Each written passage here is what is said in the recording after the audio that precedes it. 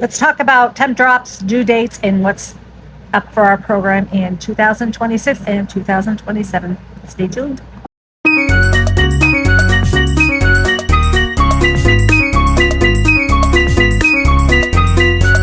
Quickly, I'm going to give Pepper her new food. We are actually introducing raw food back into her diet, as well as puppy food formula. So enjoy this video. Hey everybody, this is Angela from North Country Little Paws. We are on day 62 of Pepper's pregnancy. We are on watch. She has not had a temperature drop yet, but we're still keeping a close eye because sometimes we don't catch the temperature drop. It can happen in the middle of the night, and so on and so forth. What we are looking for is her not wanting to eat, her digging more so than she usually does as far as nesting, panting. She just has a different demeanor. Right now, she just looks uncomfortable.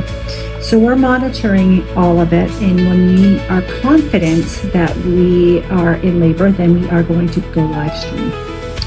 And not the beginning of the labor, because that can last a while, probably when she's in her stage 2 labor, when she's actively starting to push. But I'll give everybody a heads up when that actually happens. And if you're just tuning in, hi, my name is Angela from North Country Little Paws, and we breed happy, healthy Frenchies and Frenchtons here in Northern Maine. And our program is about healing hearts and touching people's lives with healthy pups. So with that said, let's get going with letting you know how everything is going this morning. And we have Mr. Otto. He's always searching for food or by Mama, wanting to be around Mama. And then we have our Miss Violet. Now, Miss Violet, I am happy to announce we have confirmation that she is pregnant, and she is due around the 9th of August. The 9th of August is on a Sunday, so we are hoping to be able to plan with vets to do a non-emergency C-section on Violet. As you can see her chunk going on, and she's got a belly going on. She's like, Mommy, I know you're talking about me. Yes, you are. You're talking about me. So Violet is a co-own. We took on Violet around Christmas time, actually December 23rd of 2025, to help out my mentor and the co-owner of the 3 girls, because she's undergoing some surgeries to her hands. So we graciously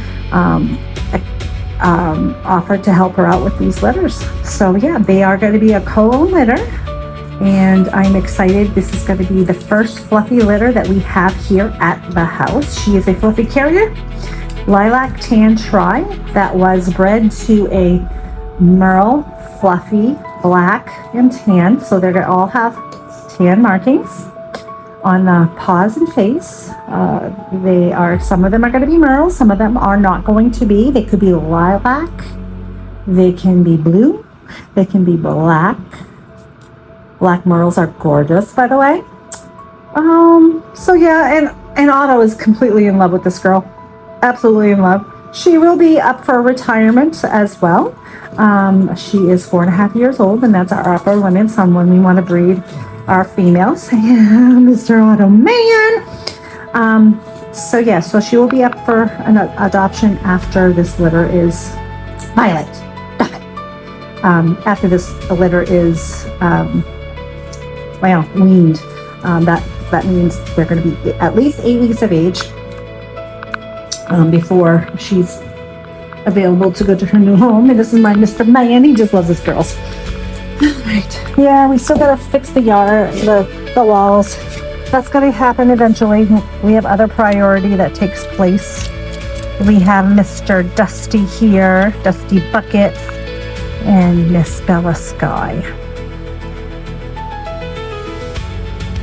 Absolutely adorable, beautiful. And of course, Chris is out here doing some work. Not sure what he's doing, but we have our guardian dogs enjoying the yard. I put this up so I can actually sit out on the porch without the sun being directly on my face. This is her first time tuning in. I used to breed American Akitas. but due to my legs instability, we had to choose something a little bit more, a lot smaller, and I'm glad we did. So these guys are enjoying the nice weather. Gotta pick up the porch. Oh, my flowers need drastic water. I'll do that after the video. So yeah.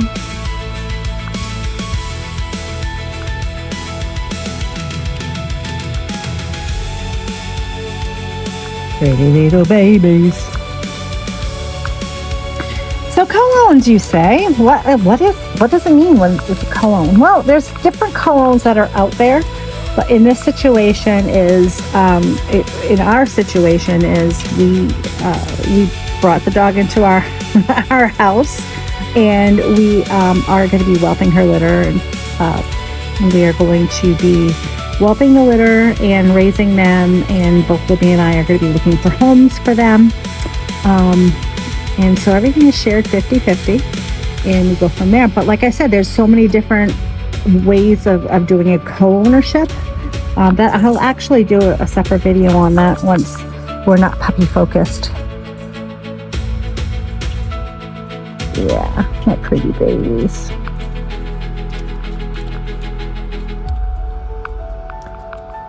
We don't keep the big dogs 100% separated, but when they're outside, and it's a lot easier to monitor these guys if they're on the porch, just getting the air, the fresh air, and all that other stuff.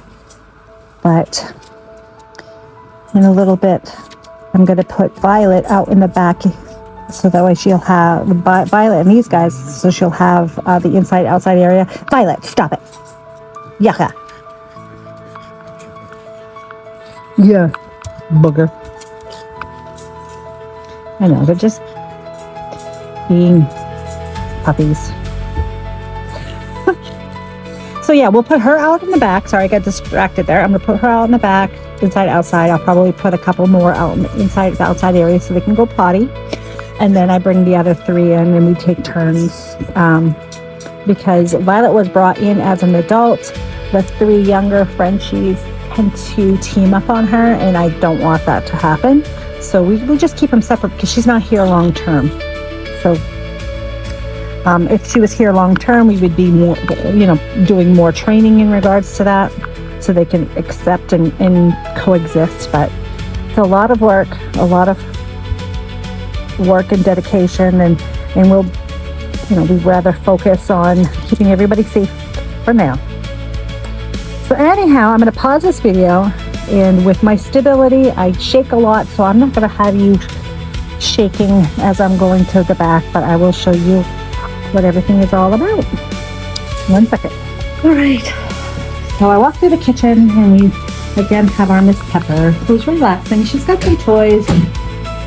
She's been having a hard time eating, which is normal at the end of pregnancy. So we're starting to introduce raw back into their diet. Because it's healthier for them, especially when you're in the Frenchie world, you want to give them the best nutrition possible. So we're giving her some raw as far as a topper. She'll eat the raw and she'll leave the kibble, but that's okay. As long as she's getting something in, the raw that I'm giving her is the ultimate, so it has the calcium and everything for a pregnant female in it. So that's good. But anyhow, I did not clean up this room yet this morning. So with that said, don't mind. We have extra kennels here that are not being used. We've downsized a lot. That just means more individual attention. So we have these three babies. They have the inside-outside area. This is where the outside area is. They can go run and play and have a good time. And we have the other outside area here too. We have their water, their little babies. They take their blankets outside. They get blankets, but they take them outside. And in a little bit, we're going to be swapping. We're going to put Violet in this pen after I clean it. I clean it, spray it down, sanitize it, and stuff like that. So they'll have the chance to go and spend time with the family and all that other stuff. and gets their loving hugs. And yeah, they're really good with their routine. This is where they go to bed at night. And this is where we also feed them. So with that said, somebody didn't want their food this morning, and that's normal. I'm gonna have to go and get rid of that. I don't like leaving food out like that. So what we do is, if that happens where they refuse, we either give it to the bigger dogs or we just get rid of it. We just throw it out. Oh, babies, she's so pretty. Yeah, well, mommy will take you out in a little bit and we'll do a different video with you out there, okay? Sweethearts. God, I love these dogs. All right, so I'm gonna pause this video for now, and I will actually start recording again when they're out and about and having fun and running around the kitchen area, and go from there. Yes, babies, we love you. All right, we're doing a swap-a-roo. Come on, guys. Come on, babies. Let's go inside. Let's go pee-pee potty. Are you ready? Come on. As she was inside, or they were inside, they got a buggy in it. So, fill that up. Oh, she's right there. I'm going to pause you. All right, now these guys are very happy to come out to play. Come on, Bullfuzz. Ready? Let's go. Let's go, baby. Let's go. Woohoo! Doors and gates are our best friends. See what I mean about me hobbling?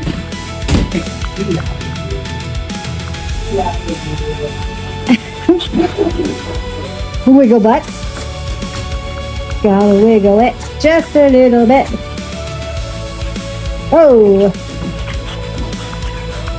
So I had actually a phone call, a message from Messenger yesterday in regards to their concerns about IVDD and all that other stuff when it comes to French Bulldogs. And you know, it is a risk.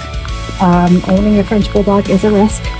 Things to be mindful of, like I told her, is choosing the right breeder who takes into structure, DNA, and all that other stuff into account. And then the next thing you have to really consider is nutrition. Nutrition plays a huge role in the health and well-being of your French Bulldogs and your Frenchies. Yeah, your Frenchies, actually. Anyway, with that said, we provide, pause. I had to lift up the plants because these guys are still young and the others are older and they've been trained not to. So these guys will eventually be okay, but right now they're still young. They're a year old, and a year old today, guys. Happy birthday to you. Because of their structure, there is a risk of Frenchies developing IVDD. What I recommend to anybody who is getting a French Bulldog is look for a breeder that really focuses a lot on genetic health. We're playing with genetic health. But as a puppy owner, there are things that you can do to help prevent IVDD. It's not only genetics as far as improper breeding. Because genetically they are French Bulldogs, they're at risk. So after you look at the type of breeding that's been done, you also have to keep in mind that it's up to you as a puppy buyer to ensure that the nutrition that they're being fed is appropriate for a French Bulldog. So I have recommendations on what we feed ours, and you know, you don't have to feed the dogs the same, but feeding them healthy nutrition, keeping them on a good joint supplement. We feed ours Taste of the Wild. We are transitioning currently to back to raw feeding like we were last year. We had to kind of step back on raw feeding due to the budgetary needs. but we are transitioning back onto raw. We are also giving them a good joint supplement, and I'll tag it and I'll put a clip of this in this video so you'll see what I'm talking about. And then we are making sure that they stay healthy and fit, and we avoid high impact sports. So we're not going to be creating them to want to jump and all that other stuff. So there are things to keep in mind. There's things that you can do to help minimize the likelihood of having IBVD, providing they were bred appropriately. So with that said, I hope you found value in this video. If this is the first time tuning in, please like, subscribe, and share. The more we share, the better that it'll be for our channel, and we can heal people's hearts.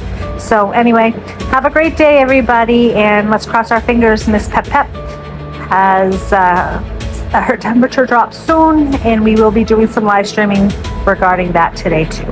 Have a great day, everybody. Please enjoy the rest of this video. Bye-bye.